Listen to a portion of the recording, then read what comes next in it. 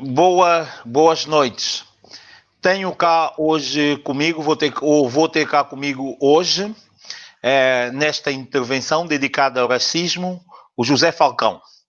José Falcão é o líder do movimento antirracista criado em 1990.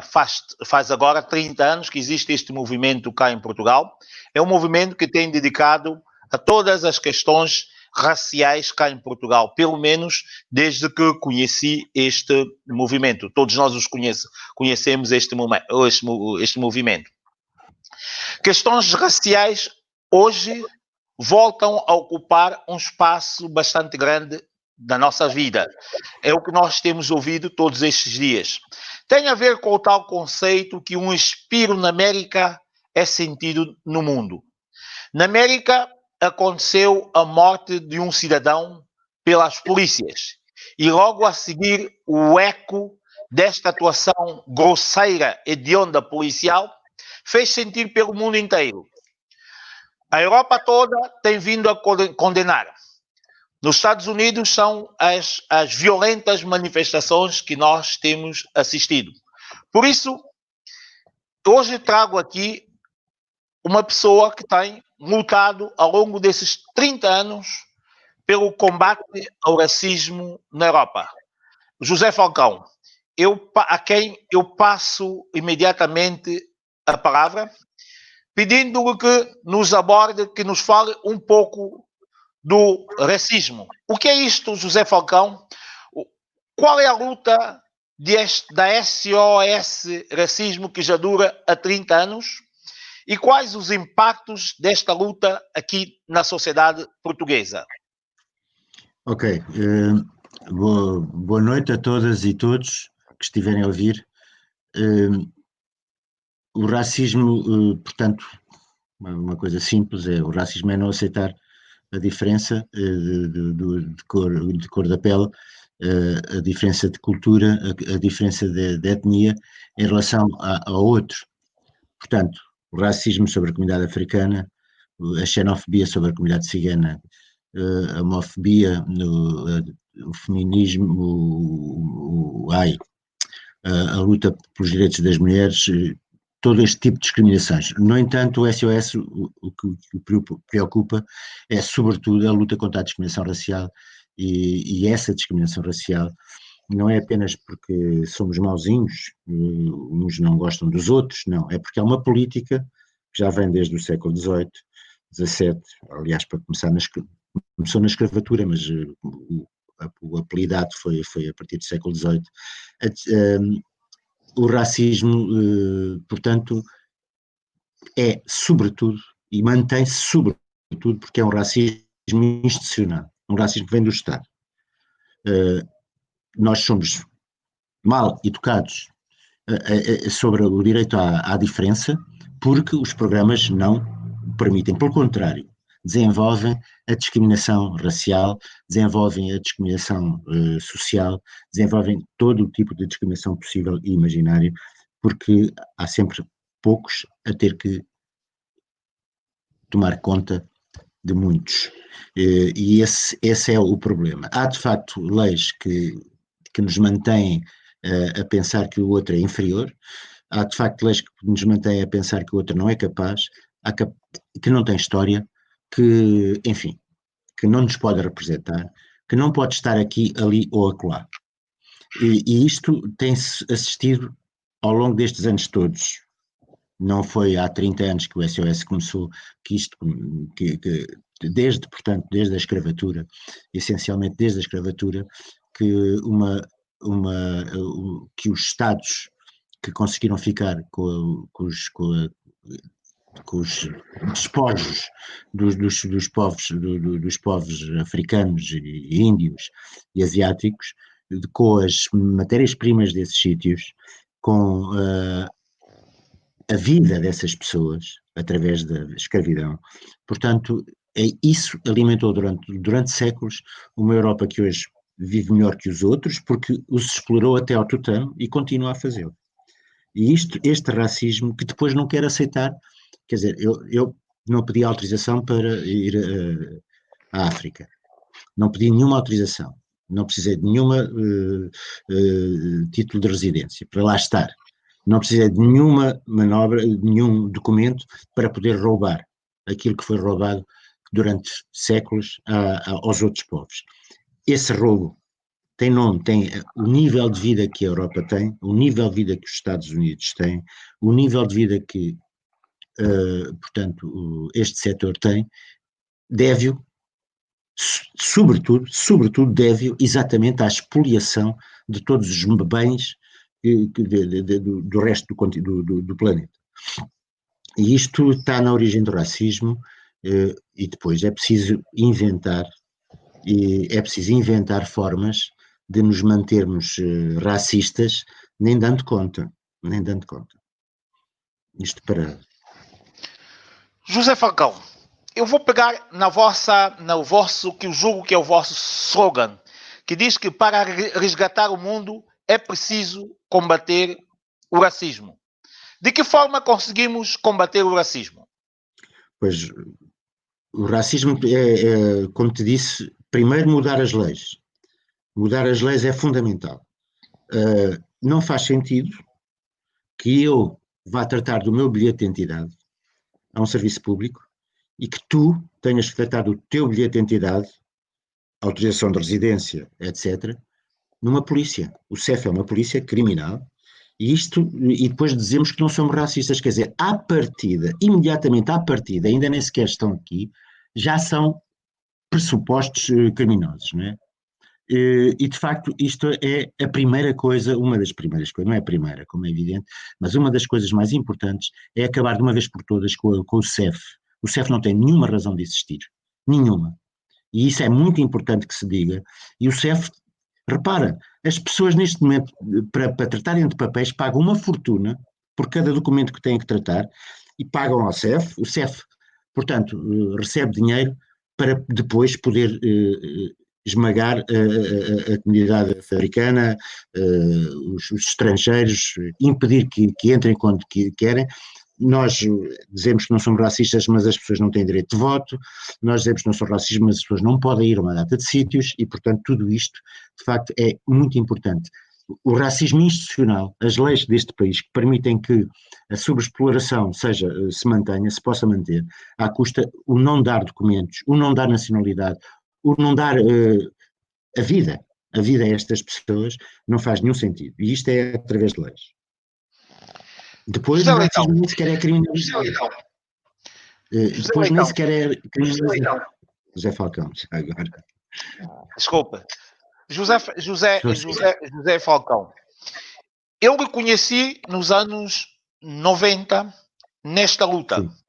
As associações todas africanas hoje, que muitas não se lembram, porque com certeza, porque os seus líderes hoje não se lembram, não estiveram presentes naquele tempo, mas eu lhe conheci sempre nesta luta, a lutar pelos direitos, sobretudo, dos africanos e dos imigrantes em geral. O que é que lhe leva a esta luta? O que é que me leva? Pois, diz, continua. Continua? Deixei de te ouvir. Deixei de te ouvir. Deixei de te ouvir.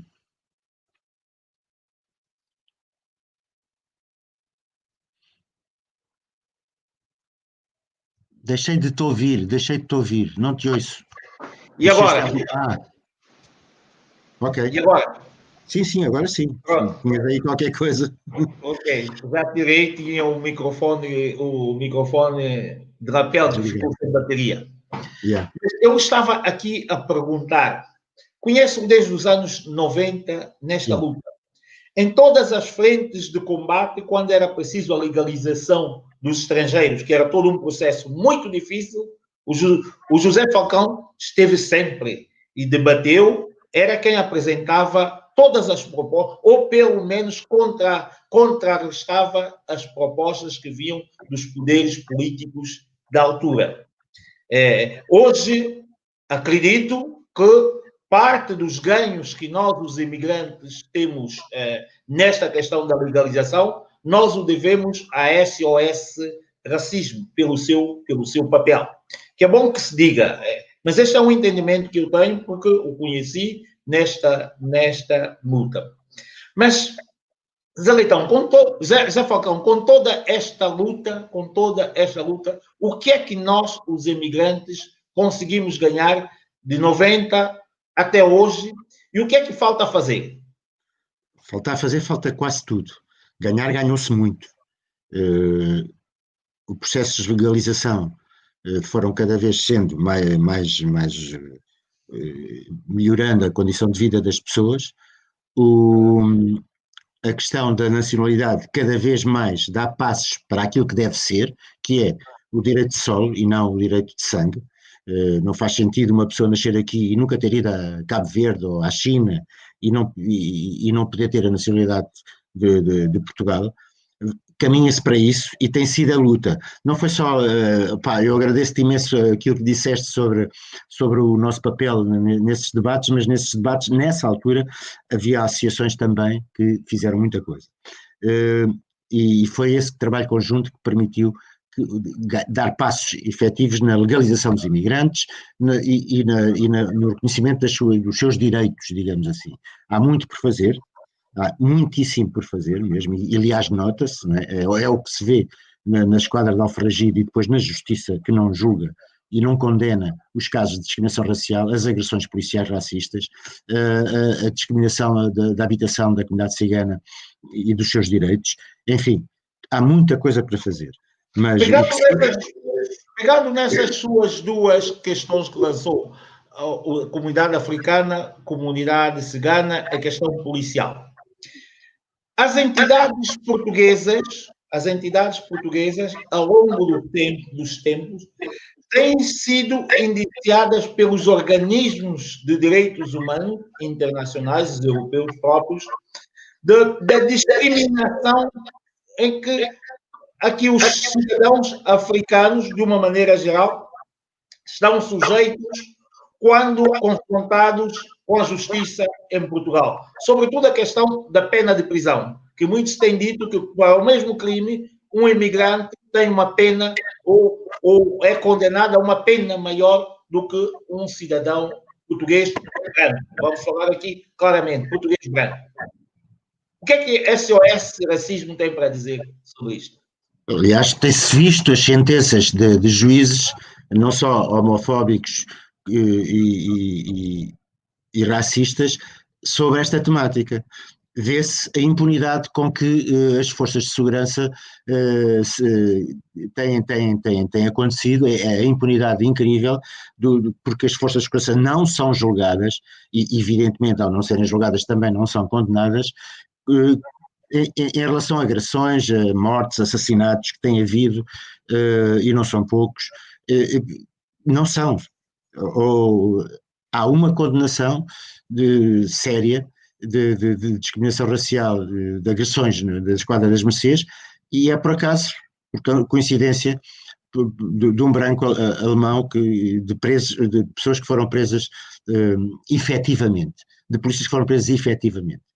Eu próprio, que fui agredido, como tu sabes, fui agredido na Esquadra das Mercês, também finalmente houve um simulacro de justiça através de 18 meses e 16 meses de prisão suspensiva e paga através de dinheiro. Isso foram os primeiros passos, mas de facto a impunidade é quase completa nas forças de segurança.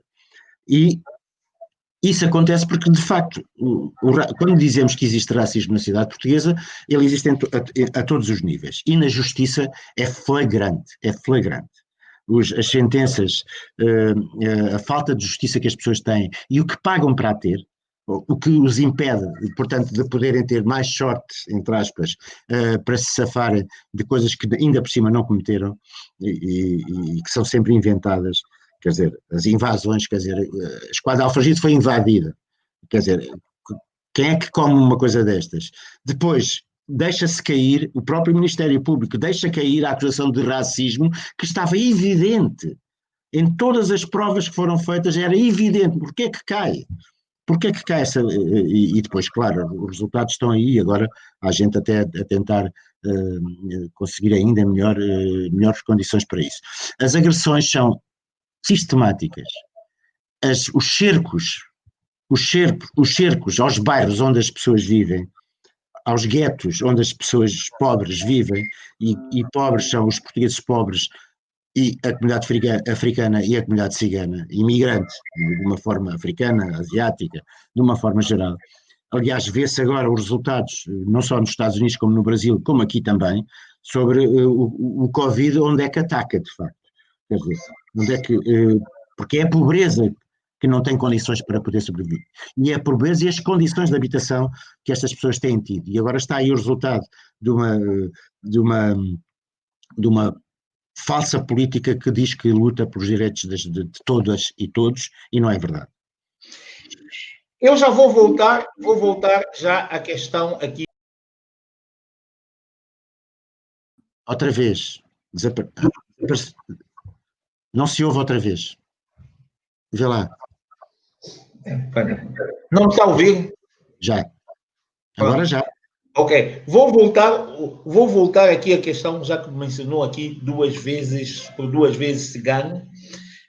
Recentemente houve um assassinato de um cidadão de Santo Tomé e Príncipe por um cidadão cigano. Acho que o caso deve estar ainda entregue à justiça, mas na semana passada a comunidade de Santo Tomé e Príncipe saiu a manifestar, a pedir o lema era queremos justiça. Faz falta esta atitude? Faz falta atitudes de justiça, mas faz falta atitude não é por serem ciganos, é porque foi um crime, um crime que nem sequer teve a ver com racismo, teve a ver com outras histórias que as pessoas poderiam contar se quisessem. Portanto, mas evidentemente que tem todo o direito. Agora, tem que ser sempre. É agora com o que aconteceu nos Estados Unidos. No sábado vai haver uma grande manifestação, esperemos, que para resgatar as nossas vidas no final deste período de meses de confinamento em que os empregos e a fome está a agraçar, o desemprego e a fome estão a aumentar exponencialmente, mas também sobre os assassinatos que a polícia comete lá e cá. Dia 10, ou seja, daqui a uma semana, vai fazer 25 anos que o Alcino Monteiro foi assassinado no Bairro Alto. Neste caso não foi pela polícia, foi pelos skinheads, pela extrema-direita, mas dos quais agora algumas dessas pessoas até estão metidos em partidos que até já estão no Parlamento.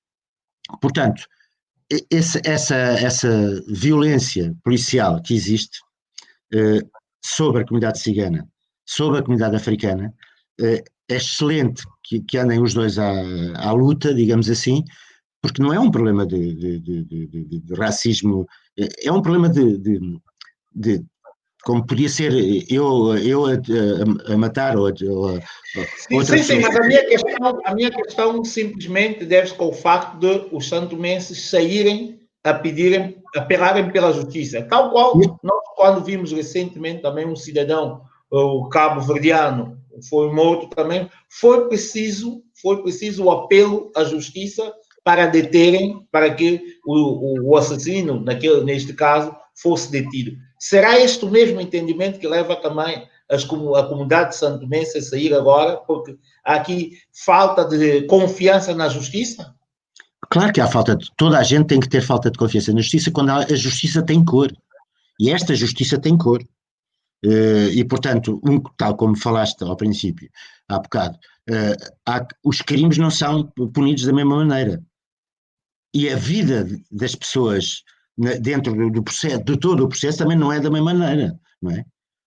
As pessoas que cometem crimes, muitas têm dinheiro para poderem safar-se, como tem acontecido até agora, ou então têm uma ideologia por trás, como acontece com a ideologia racista, xenófoba, machista deste país, e essa justiça tem dado sinais absolutamente aberrantes do século XV, de XIV, XVI, e estamos no século XX e as pessoas supostamente são letradas e têm cursos da universidade para cometerem aberrações incríveis dentro da justiça. Portanto, e isto é preciso dizer, a justiça e a violência policial não têm sido escrutinadas, digamos assim. não têm sido escrutinadas, fazem o que lhes apetece e não lhes acontece nada. E isto é grave, é grave. Quando se diz que é um país de direito, não há direito para uma data de gente. Não há direito para as minorias. Não há. Não há direito. Não há justiça para as minorias. E continua a não haver. Continua a não haver. José Falcão, disse também que o racismo em Portugal é quase ele institucionalizado. E também disse aqui de que, pelas suas palavras, também chego quase à conclusão de que aquela direita racista, mais fascista, mais radical, estará a crescer em Portugal. É verdade? Sim, vê-se que finalmente chegam ao Parlamento, coisa que até agora não tinha acontecido. Portanto, estão a crescer, mas também estão a crescer as lutas contra isso. As lutas, nunca vimos manifestações espontâneas de jovens desfilarem para a Avenida da Liberdade como o ano passado, e lá está, quer dizer, se qualquer grupo desportivo faz isso, ou qualquer grupo de jovens brancos pode circular tranquilamente sem pedir autorização pela Avenida da Liberdade, ocupando todos os espaços de uma forma absolutamente incrível, quando 400 jovens, exatamente por lutarem pelos seus direitos, se pacificamente vão pela Avenida abaixo, tem logo a polícia a inventar agressões e a bater e a pôr pessoas em tribunal por aquilo que eles fizeram. Isto é um exemplo que aconteceu ano passado, é um exemplo que tem acontecido sistematicamente. Sistematicamente. Portanto, não só a atuação da polícia é racista, como a justiça é racista e xenófoba. Não somos só nós a dizer, mas já são os números que são evidentes, os estudos todos, e a nível internacional a mesma coisa, não é?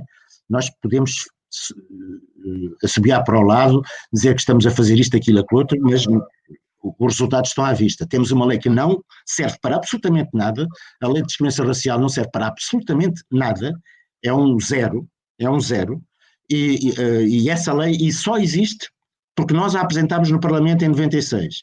Mas o que nós apresentámos não foi aquilo que veio a ser aprovado. E nem sequer as alterações agora que nós entendíamos que eram importantes, como é o caso da criminalização e de outros aspectos relacionados com o processo, com todo o processo, como as custas, como os direitos das pessoas poderem de facto ter acesso real e sério a uma justiça que possa ser para todas e todos, isso acontece.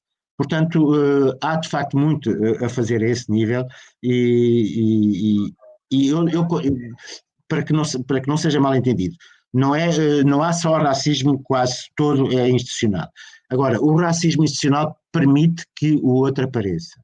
Quando nós falamos de racismo institucional, estamos a falar da justiça, da violência policial, dos currículos escolares, que não ensinam absolutamente nada e que são, de facto, xenófobos e racistas, conforme sabemos.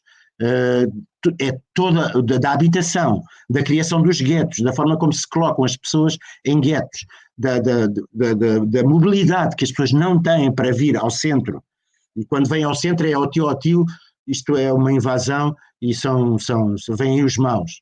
Quer dizer, tudo isto denota de facto um racismo institucional bem pensado e bem refletido para que as pessoas como nós, da sociedade maioritária, pense que são de facto os culpados, são de facto os outros.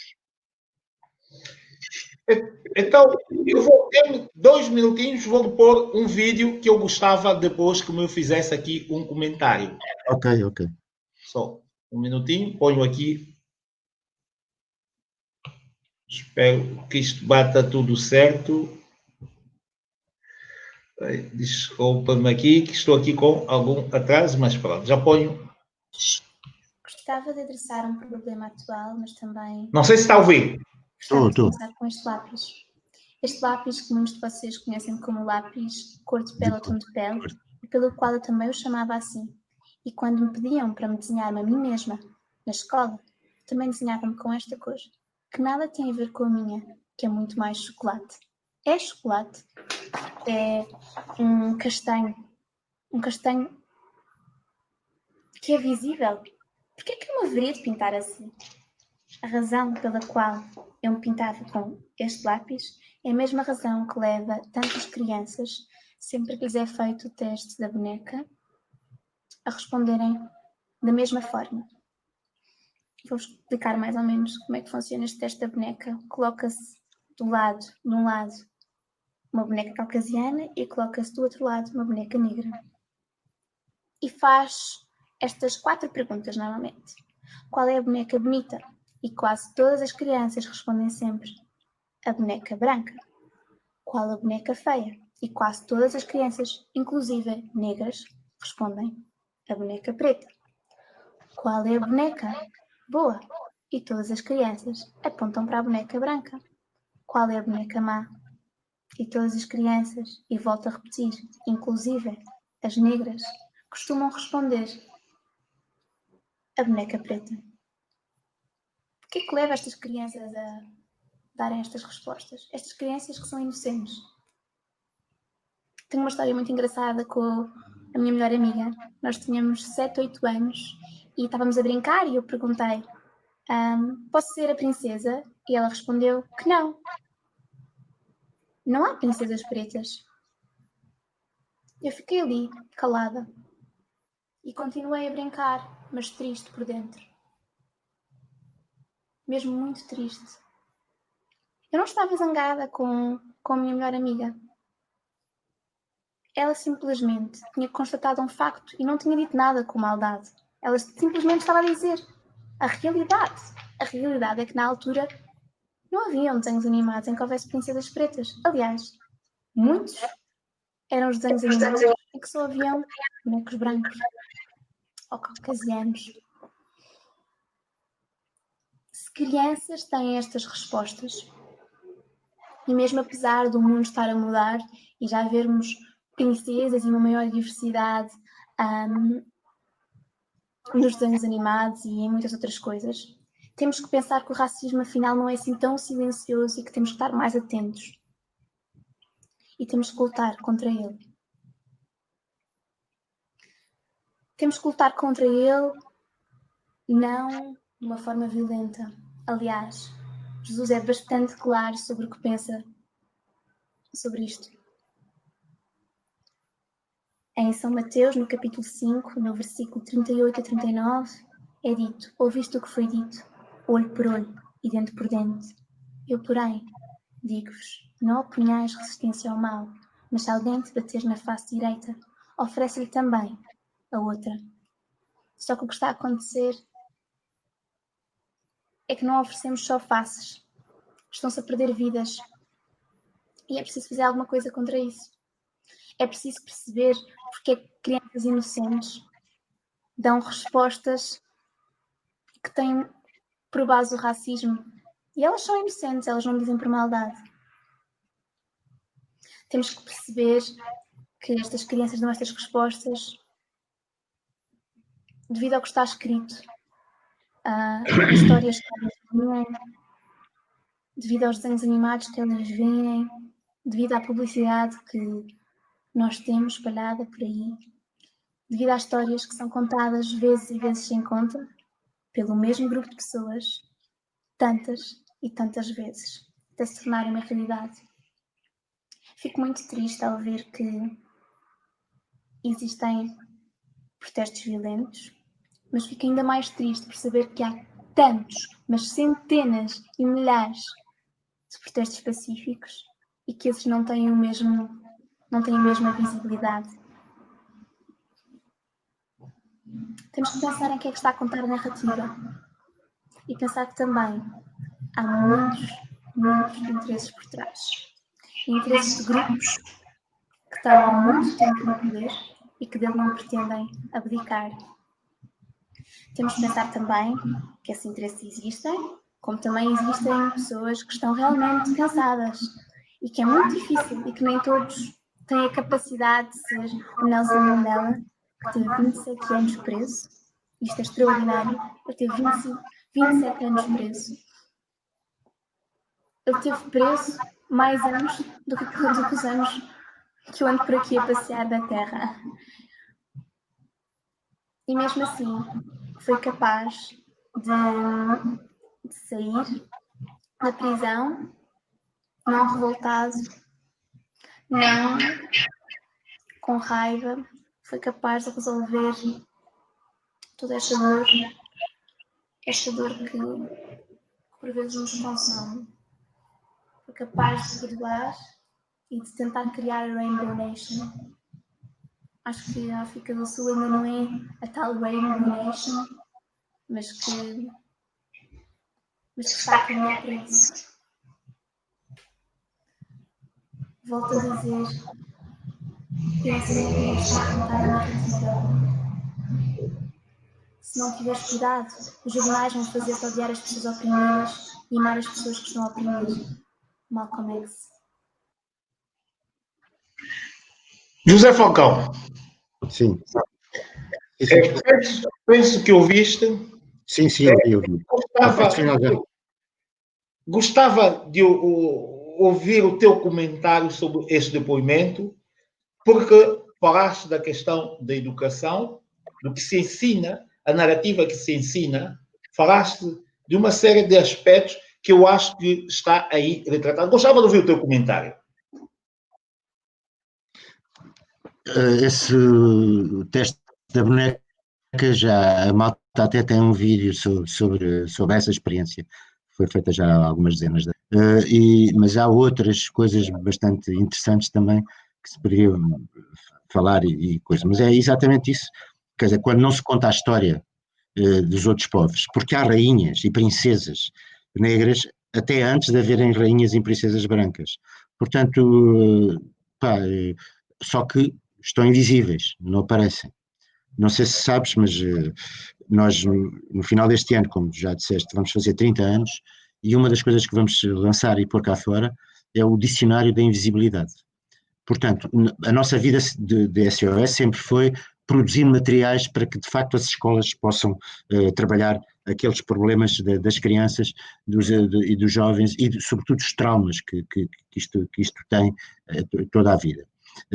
Porque não é fácil viver sistematicamente a ser espezinhada e não perceber porquê, e nem sequer perceber porquê é que está a acontecer aquilo. Se somos teoricamente todos iguais, porque é que eu sou espezinhada e os outros não são, e por aí fora. Portanto, nós vamos lançar o Dicionário da Invisibilidade, que dá para mostrar exatamente que havia rainhas, heróis, cientistas, fotógrafos, tudo, e que nós, quando tentamos falar de qual é o rei e tal, só os primeiros 50 mil reis são brancos e nunca nos vem uma ou outra africana, a não ser a Cleópatra. E mesmo essa nunca é pintada de preto, não é? Também o JC não é pintado de preto e ele nasceu, nunca pode ter sido louro, de olhos azuis e branquinho, nascendo onde nasceu, não é? Mas, portanto, isso são outras invenções. Portanto, é preciso, de facto, combater o racismo logo na escola e, sobretudo, perceber que é importantíssimo punir a discriminação racial. Punir. E outra coisa fundamental, que é a nossa luta. Saber o que somos, quantos somos, como somos, etc. Ou seja, a batalha que o SOS e outras associações têm feito nos últimos anos era para que o INE, no próximo censo, tivesse uma pergunta a saber quem são as pessoas afrodescendentes, ciganas, imigrantes de origem de outros continentes, etc. Não quis, mais uma vez o Estado português não quis fazer esse trabalho. A argumentação era que o INE não deixava. Quando o INE, quando começou, não disse que não havia nenhum problema técnico para fazer aquilo, e quando viu que aquilo ia mesmo para a frente, recusou-se a fazê-lo, e o Estado, mais uma vez, deixou que isso acontecesse. Isto é grave porque de facto mostra uma vez mais que o Estado não quer que saibamos aquilo que é evidente, que devíamos e temos que ser todas e todos temos que ter direito às mesmas coisas, e não tem. Eu sou um privilegiado, mesmo que não seja rico, eu sou um privilegiado, porque mesmo aquilo que eu tenho foi à pala de vocês, de facto. Portanto, eu tenho essa consciência, como as pessoas que muita gente tem, felizmente, e é para isso que estamos a lutar. José Falcão, falou nos bairros sociais. Mencionou aqui o bairro da Jamaica, que nós o que assistimos é um bairro que não se percebe o porquê dele ainda existir naquelas condições num país da comunidade europeia, mas as pessoas lá vivem naquelas condições bastante degradantes. Na semana passada houve uma intervenção policial com o intuito de fechar os potenciais focos da pandemia Covid-19 naquele bairro. Segundo as informações, houve, resultante de algumas festas havidas, chegaram ao número de 16 casos de Covid. Acha que justificava 16 casos de Covid aquele cerco ou deveriam acautelar de outra forma? Claro que devia ser acautelado de outra forma, porque não é o problema do caso da Jamaica, é o problema da pobreza. Da pobreza. E é o problema de não terem condições. As pessoas, não é por viverem na Jamaica, que não têm direitos. Deviam ter direitos. Deviam poder viver, de facto, como eu vivo. Pelo menos. Para não falar como vivem outros. Portanto, e não é por falta de dinheiro. Porque o dinheiro sabemos onde está. Mais de 200 mil milhões estão nos offshores. Não se vai lá buscá-los. Mas dão-se milhares de milhões para salvar bancos, mas não se dão algumas centenas de milhões de euros para pôr toda a gente em condições de habitabilidade decentes, para pôr uma mobilidade decente para todas e todos. Isso não custa nem um décimo, nem um centésimo da riqueza de meia dúzia de pessoas que existem neste país. Não se faz porque não se quer fazer. Porque não se quer fazer. E depois fala-se que estamos e de facto está-se a dar esmolas, porque aquilo a pouco quer dizer, quando se acusam como o Paulo Portas, absolutamente incrível, que estourou 4 anos de rendimento social e inserção na compra de submarinos, que sabemos que não servem para quase nada, e depois acusa o pessoal que está a viver do rendimento social de andar a gastar e a gaspilhar 90 euros de média na altura, 90 euros de média. 2 mil milhões gastou ele com os submarinos. Como te digo, eram na altura 4 anos de rendimento social de inserção. E disto é que a gente tem que lutar. E isto é que tem que denunciar. O problema não é o Jamaica ou qualquer, porque é evidentíssimo que isto ia acontecer, mas não é por estarem lá, porque então fecham-se as praias, aglomerações nas praias, ou então não se deixam as pessoas ir para o trabalho, porque vão todas encaixadas nos autocarros e nos metros, à hora de ponta de trabalho, 6, 7, 8 horas. Mas têm que ir, porque senão não há mais-valia, não para nós, mas para aqueles que ficam com o dinheiro depois, e que depois acusam os outros de estar a gastar. Quer dizer, é preciso ter, é a hipocrisia do sistema. É por isso é que nós falamos de racismo institucional. Tudo isto, a nível das leis, as leis não é só o direito à habitação sério. Nós sempre fomos contra os bairros que foram formados em 94, 95, quando começaram com o PER. Sempre fomos contra isso. As pessoas acusavam-nos disto, daquilo e daquilo outro. Então, achas que as pessoas devem viver naquelas condições? E eu só dizia, porquê é que não vais para lá viver então? O bairro de Sacavém, como é? A Quinta do Mocho, aqueles prédios antes de serem habitados, já chovia nas caixas de correio, dentro de casa já chovia nas caixas de eletricidade. Está a referir a quais? Os novos ou os antigos? Está a referir aos novos? Os do PER. Sim, os por onde as pessoas foram, já estavam estragados antes das pessoas irem lá estarem. Porque os materiais de construção, a falta de fiscalização sobre os pato-bravos que existiam em Manias, por exemplo, como na Quinta da Fonte.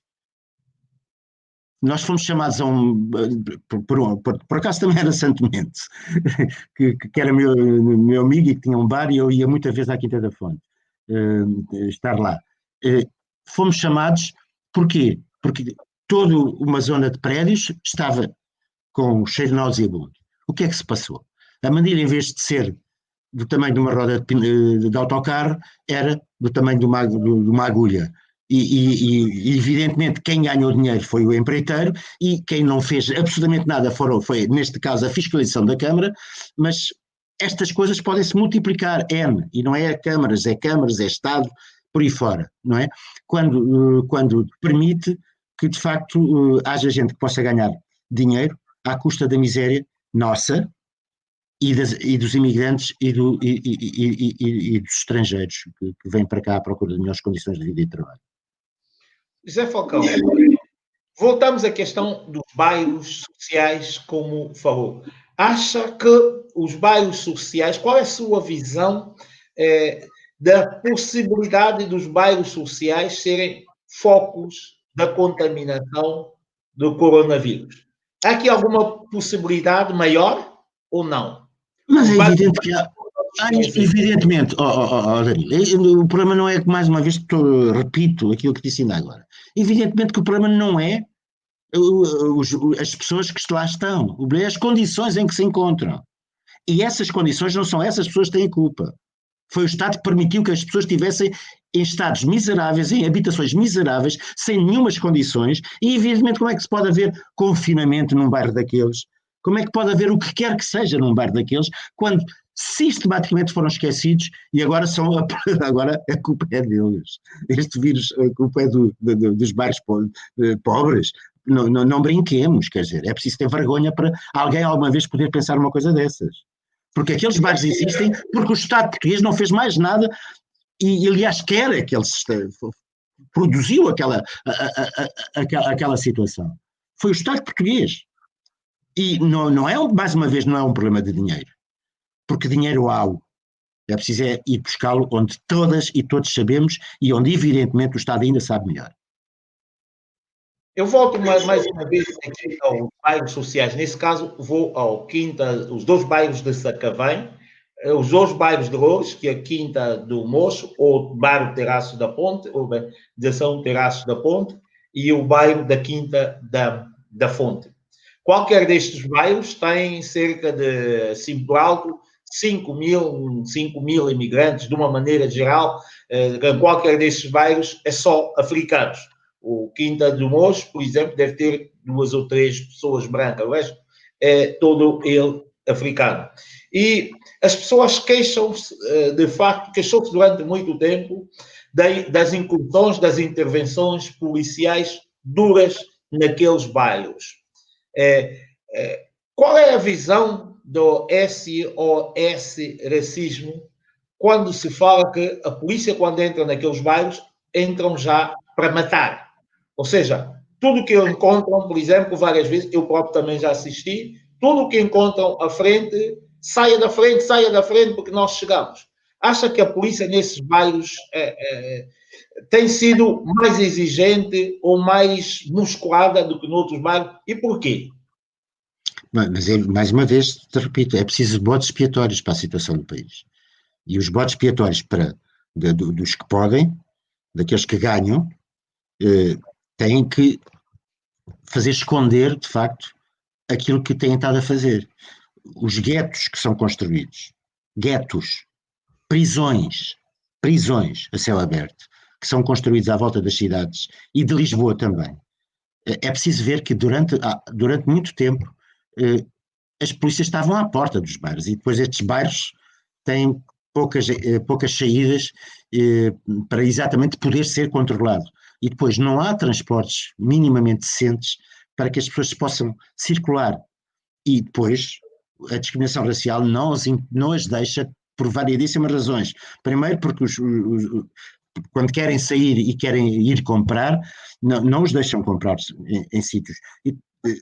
E não é, nesses bairros não existem só pessoal africano. Então o bairro da Quinta da Fonte tem imenso pessoal cigano que tem sofrido isto, que toda a gente sofre. Isto é dos pobres, de facto, e dos imigrantes das minorias étnicas. Portanto, e aliás, queres que te diga, se de facto, e isso está mais que provado, é a comunidade cigana a mais discriminada.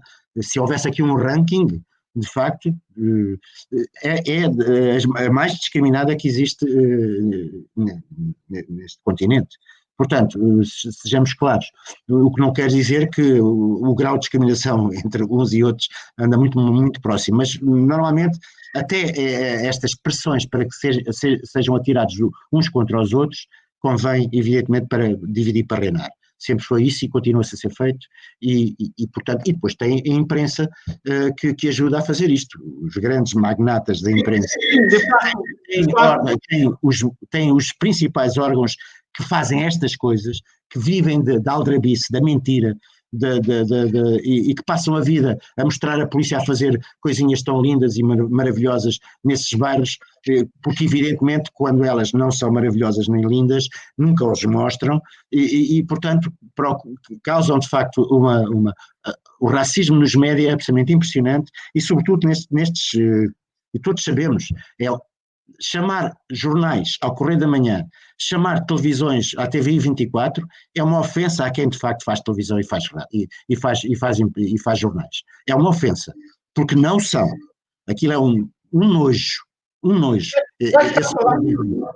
Já que está a falar dos jornais, naquele caso da morte do cidadão santomense pelo cidadão da origem cigana, a comunicação social, lá está, a TVCM, o jornal da televisão da Correio da Manhã, a notícia que foi impactante logo é que houve uma rixa entre os gangues, rixa entre os grupos. Esta foi a notícia, quando na realidade parece-me que não foi isso. Depois, os cidadãos santomenses que estiveram na manifestação também questionaram de que não viram a presença das televisões. As mesmas televisões que estiveram para denunciar ou para anunciar que havia uma rixa cuja causa poderia ser o tráfico, não pôde estar presente na manifestação em que apelavam à justiça. Qual é o seu comentário, uma vez que teceu essas críticas à comunicação social, sobretudo à TVI 24, qual é o seu comentário também? E a CMTV. Foi a CMTV que inventou a invasão de esquadra de Alfragide, como foram todos os órgãos de imprensa que inventaram o arrastão, que nunca foi desmentido, que nunca nenhum órgão de informação pediu desculpa de ter inventado o arrastão. Ao contrário do que acontece noutros países. Tu repara bem o que é que aconteceu com este assassinato agora. Os polícias foram logo despedidos. Logo despedidos. No entanto, evidentemente que o racismo nos Estados Unidos está à vista. E aqui? O que é que acontece aos assassinatos que têm ocorrido de jovens africanos e ciganos ao longo destes anos? O que é que aconteceu a esses polícias? Houve uma condenação séria de um assassinato de um jovem cigano. O resto? Mesmo o resultado de Alfragide. O resto. Não será que os cidadãos africanos, cidadão africano, sobretudo aqueles que também estão mais ou melhores posicionados na sociedade, como a portuguesa, simplesmente desmarcam-se dos seus conterrâneos, não os apoiam para que eles travem esta luta? Eu não vejo isso assim. Eu vejo, é um problema de classes também. Estamos a falar de um problema de classes, de capitalismo. Portanto, quem tem dinheiro demarca-se dos outros. E os que têm dinheiro, também há africanos, imigrantes com dinheiro, que fazem o mesmo que os branquinhos riquíssimos, não é?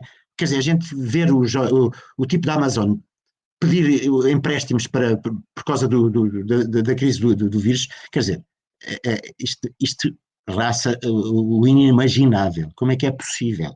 Pessoas que não sabem, que não vão viver milhares e milhares com milhares e milhares de anos, não conseguem gastar a fortuna que têm, pedir apoio porque houve, e despedir as pessoas. Isto não é um problema dos que estão bem africanos e dos que estão bem ciganos, é um problema dos que estão bem, mais uma vez, é um problema dos que estão bem em relação aos que estão mal, aos que não têm condições, apesar de trabalharem 1000 vezes mais do que qualquer dos outros, que depois vai ficar com o seu dinheiro, com a sua mais-valia. De facto, este é o problema fundamental. Portanto, evidente que acontece, evidente podemos dizer, bolas, podias apoiar. Nós vemos algumas pessoas apoiar, como também vemos em todos os lados. Quer dizer, isto é um problema de consciência política, que as pessoas têm que ter, e de consciência histórica, porque de facto, quando se diz que as crianças não têm, que os africanos, que não há princesas e não há rainhas e por aí fora, e não há heróis, nos outros continentes, é uma falsidade absolutamente impressionante, não é? E de facto o esconder aquilo que é a realidade do que foi o colonialismo. Repara bem a tragédia que é cada vez que a gente fala de reparações em relação ao colonialismo. As reparações não é agora dar não sei quantos euros a cada um dos descendentes de há 500 anos para cá das pessoas. É desde, por exemplo, de facto, dar condições de vida e de trabalho, dar direito, quer dizer, os sefarditas, e ainda bem que isso aconteceu, puderam ganhar a nacionalidade. E as pessoas que nascem aqui, que sempre viveram aqui e que ainda não a têm. E as famílias que têm pessoas de uma nacionalidade, filhos de uma nacionalidade e filhos de outra. Isto não é um perfeito disparate? E continuamos a mantê-lo, porque apesar das melhorias, ainda não há o direito de solo, que é o que é necessário. E o direito de voto. Quer dizer, a primeira coisa, lembra-te bem, a primeira coisa que um imigrante tem, ainda não tem papéis, pode ser expulso, mas tem cartão de contribuinte. Isto é de uma hipocrisia absolutamente incrível. Ou seja, os impostos dos imigrantes são fundamentais, independentemente de eles terem ou não terem direitos. E é por isso que não votam, porque senão poderiam pôr em causa, sabemos que nem sequer a coisa é linear assim, não é?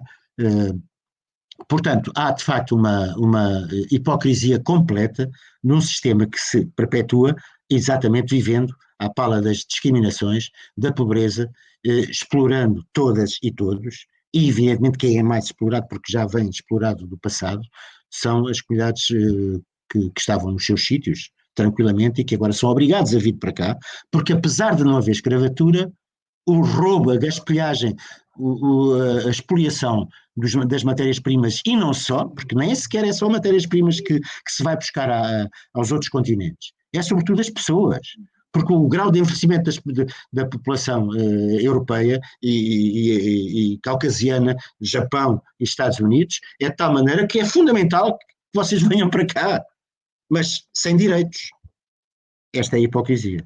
E nem que isso passe por um genocídio no Mediterrâneo ou nos desertos do Saara, apesar dessas pessoas serem cá fundamentais. Falando das mortes no Mediterrâneo, viu que esta semana um navio português recuperou alguns migrantes no mar, próximo da Líbia, contrariamente ao que estabelece as normas, devolveu-os de novo à Líbia, sem terem em conta o que os poderia esperar na Líbia. Qual é o seu comentário também sobre isto? Olha, é outro escândalo. O dinheiro que é dado ao Frontex, o Frontex não serve para salvar pessoas. O Frontex serve para matar pessoas no Mediterrâneo. E para alimentar as máfias. Quanto mais dinheiro se dá ao Frontex, mais as máfias ganham. Porque custa mais caro passar para cá. E esse dinheiro não é para as pessoas estarem a ver, porque isso é muito fácil resolver. É na origem. Deixem de explorar as matérias-primas. As empresas que deixem do trabalho escravo que existe ainda nesses continentes.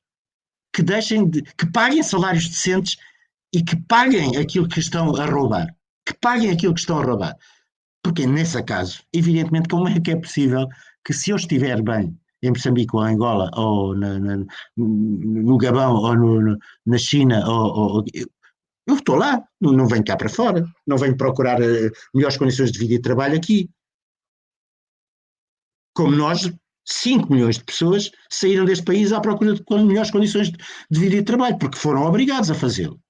Como as pessoas são obrigadas a vir para cá, por causa dos que cá estão, continuarem a manter os seus privilégios lá no continente africano, no continente asiático, etc., na América Latina. Por causa do roubo que é feito de todas as matérias-primas que esses povos ainda têm. Um exemplo concreto vou-te contar. Os famosos piratas da Somália. Eu aconselho toda a gente que tiver a ouvir isto, que vá, ponha só os piratas e veja esse vídeo que está online, livre, e que é a desmontagem completa daquilo que aconteceu com os piratas da Somália. Durante anos, apesar daquilo ser um país de facto complicado de ser gerido, durante anos,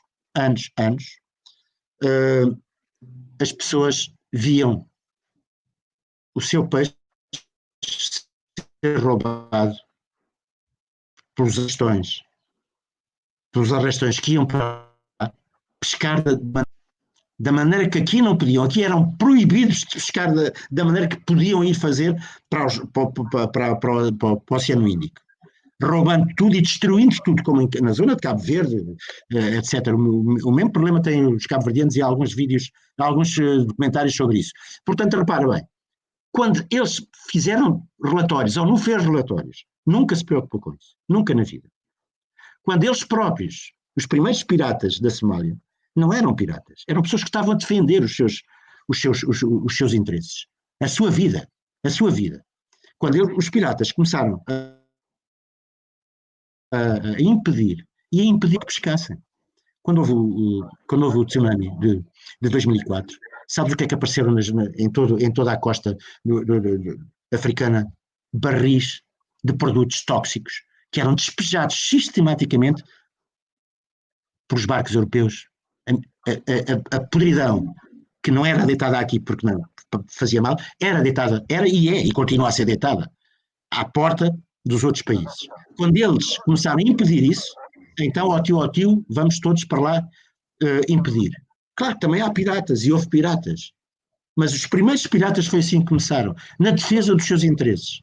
E a ONU nunca se preocupou, os Estados, pelo contrário, a fortuna que era tirada em pescado no largo da Somália era e continua a ser absolutamente impressionante. José Falcão, está a trazer aqui um problema que pode levar-nos todos a refletir um bocado sobre os acordos que os países africanos têm com a União Europeia sobre a pesca, que permite aos países europeus pescarem. A baixo custo, nós vendemos os nossos mares, toda a riqueza dos nossos mares, porque são vários países africanos, incluindo São Tomé e Príncipe, Guiné-Bissau, Cabo Verde e outros todos, vendemos a um preço, a baixo custo, as riquezas dos nossos mares e não temos controle nenhum da quantidade exata que... É disso que eu estou a falar. É exatamente disso que eu estou a falar. Quando as pessoas começaram a defender-se, vieram logo as grandes os grandes barcos, sobretudo dos países mais interessados, Estado espanhol, França, Japão, etc., que foram para lá para quê? Para combater os piratas? Não, para defender os seus interesses de poderem continuar a piratear, esses sim. O filme, aliás, é Quem são os verdadeiros piratas, é como se chama o documentário. Eu aconselho, é feito por um basco, eu aconselho-vos a ver. É o caso da Somália, mas podia ser o caso de Cabo Verde, como também, uma vez na casa da Associação Cabo-Verdiana, passou um vídeo feito por gente que foi lá apresentar no jantar que a Associação Cabo-Verdiana organizou para a passagem desse vídeo também sobre o problema da pesca em Cabo Verde.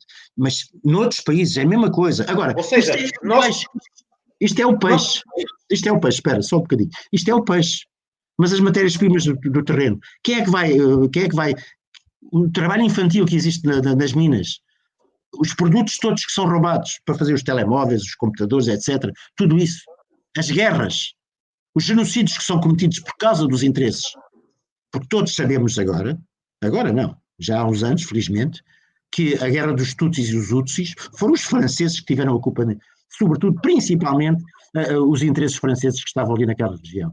Portanto, tudo isto é uma hipocrisia que nunca é contada como deve ser, porque é impedida de ser contada assim. É impedida de ser contada assim, porque isso poderia nos levar a pensar e nós não podemos pensar.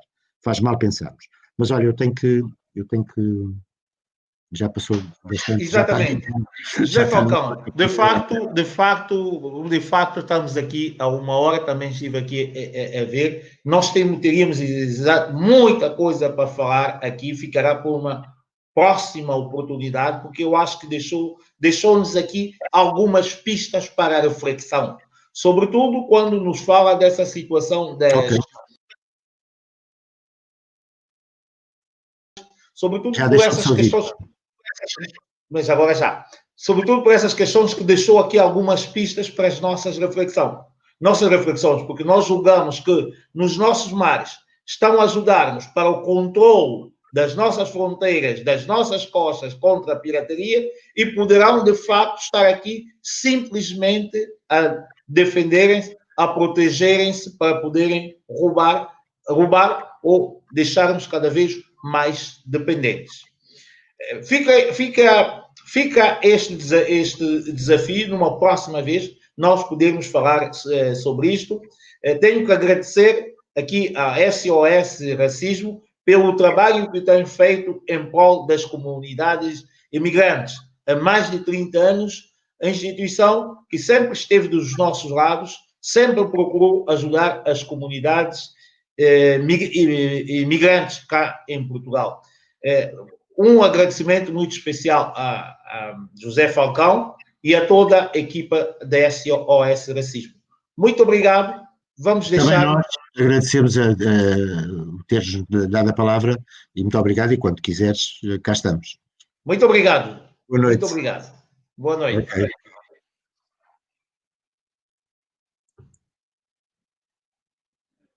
Então, meus caros compatriotas, meus caros amigos, meus caros senhores, tivemos aqui conosco o José Falcão, presidente da SOS Racismo, que nos fez aqui o retrato de questões raciais em Portugal e no mundo e o papel da SOS Racismo. E também José Leitão deixou-nos aqui um aviso, deixou-nos aqui algumas informações, algumas ideias, para nós, de facto, estarmos um pouco mais preocupados com os nossos países, em todas as negociações que tenham feito com a União Europeia, sobretudo o acordo que a União Europeia tem com os nossos países para pesca. É um acordo, de facto, bastante perigoso, que pode vir a condicionar o nosso futuro. Vamos estar atentos, vamos pedir mais rigor, mais exigências aos nossos governantes.